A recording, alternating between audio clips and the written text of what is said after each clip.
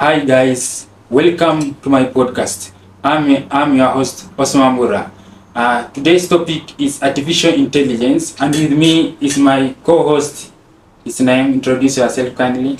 Yes, hi everyone. Jean-Marie Shimwe is my name, and it's amazing to be part of this podcast.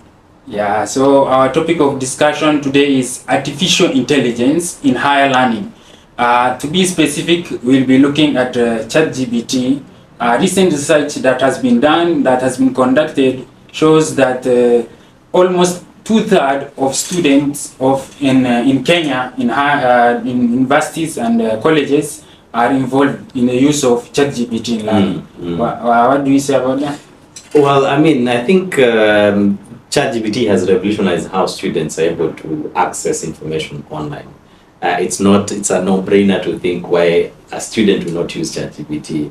I think all over the country, it seems like ChatGPT is the new research machine. So everyone is using it because you get the accurate answers, you get the accurate information.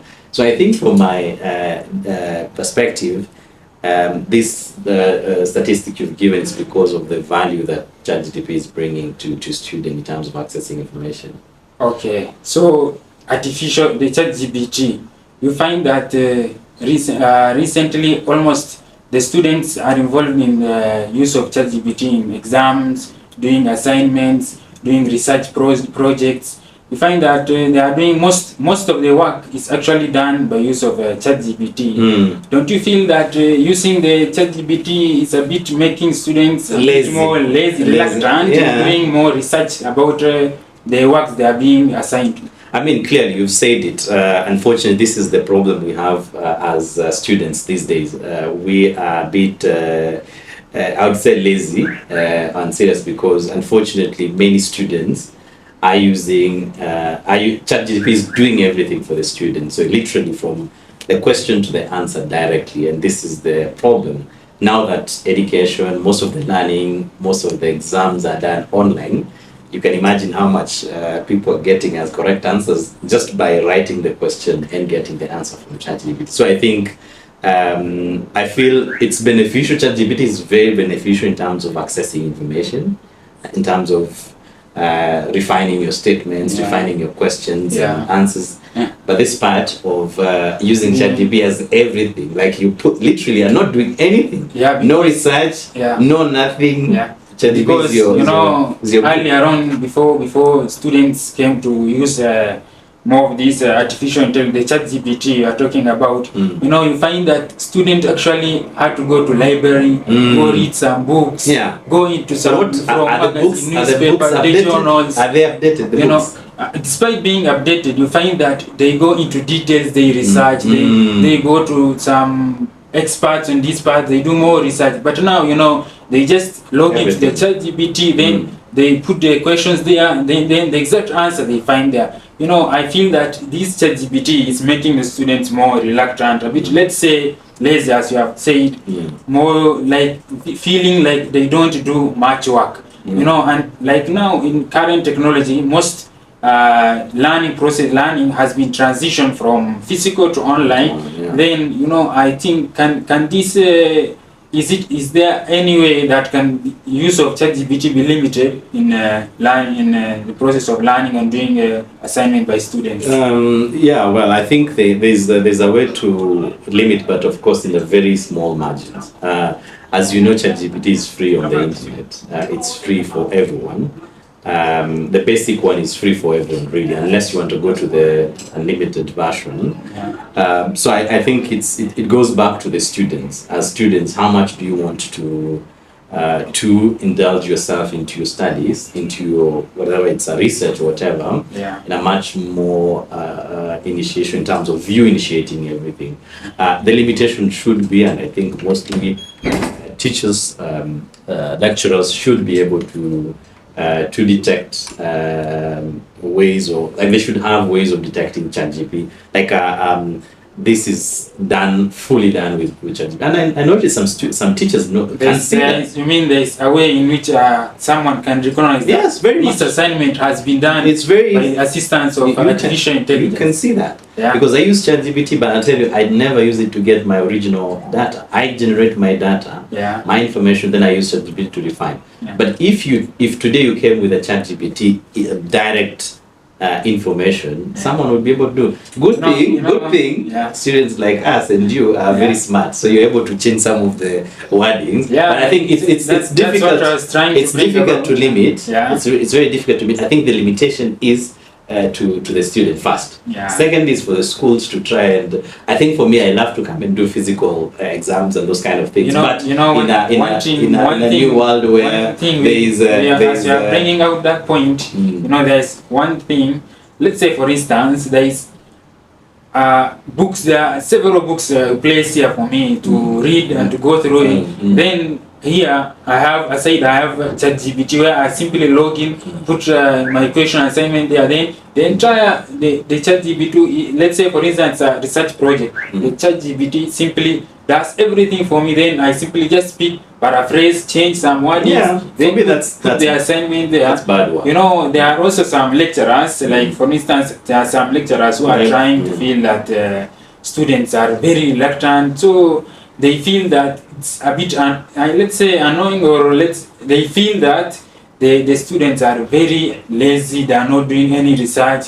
But I feel that in this current world, almost everything, let's say even government services, everything are being transitioned from physical to digital. Services are provided digitally, online. So you find that if the classes are online, changing these things from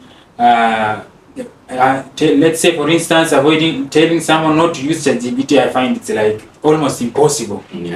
Once someone finds about ChatGPT, I think the best way is embracing it and accepting its part of us. I mean, technology is part of us, you have to embrace it. But again, I'll go back to the point I mentioned. It's about the students.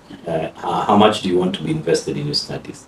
How much do you want to be invested in your research? The only way that people are able to speak about good productions or whatever they're doing is when you take a lot of time to do it by yourself. I think ChatGPT is a good tool. But I mean, even they write there, even for them, that some of the answers might be wrong. There sometimes when you are trying to use, they tell you that go and do more research from someone from this part, because they say that ChatGPT has no information about that. It doesn't have the information you are looking for. Unless now you go and pay 2K per month. Are you willing to pay 2K? Obviously, for students at campus level, then you would be invested. If you wanted to use the actual accurate ChatGPT, would you pay?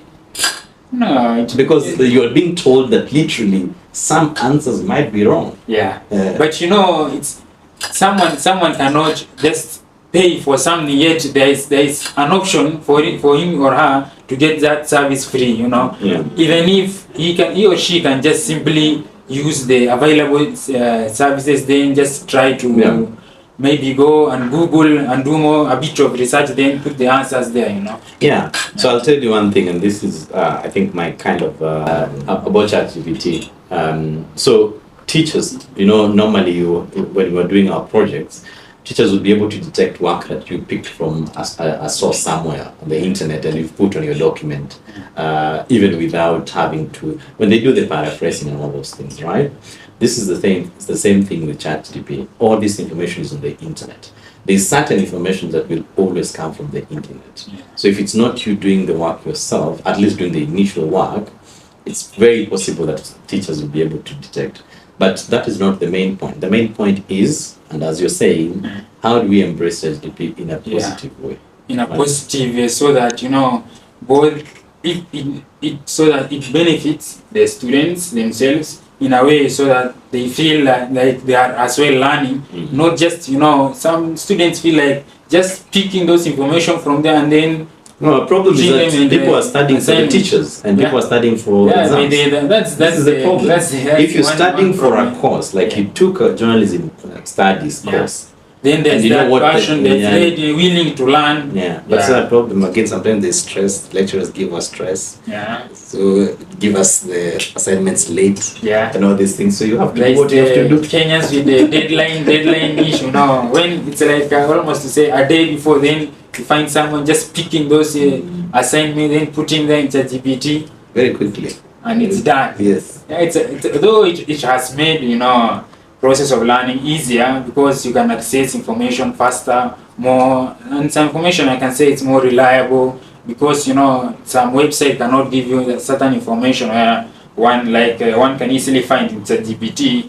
I still feel that even if the students, there is one thing about that the students need before simply about embracing this thing. The students need to have that, like you said, the readiness, to learn. Initial. Not just about copying from ChatGPT and pasting there in the assignment. Yeah. That's what's our closing. What can you say closing? Well, we have to adapt to ChatGPT, and it's not just ChatGPT alone. There's other AI platforms that can be used for several of them. Used for education. Yeah. I think it is just how we use them in the best way possible. Yeah. Not using them to mine all our information and everything without doing anything from ourselves. So let's put more effort as students to work more seriously in our work and use these platforms as complementary tools for advancing our work and refining our work. Yeah, okay. Thank you for being in my podcast. So I appreciate. So our viewers, our co-host has explained to us the use of artificial intelligence has been more rampant recently, like the recent research which has been done that showed that over 2/3 of university students are usually using ChatGPT to do their assignment, research projects, and more things they actually are involved in. So it's time they actually we embrace it and accept it's part of us, but we also accept that one should be willing to learn from ChatGPT rather than just copying and pasting information blindly from this artificial intelligence. So I appreciate for listening to us. I am your host, Osman Bura. Yeah, and I was your co-host, Jean-Marie Ishimwa.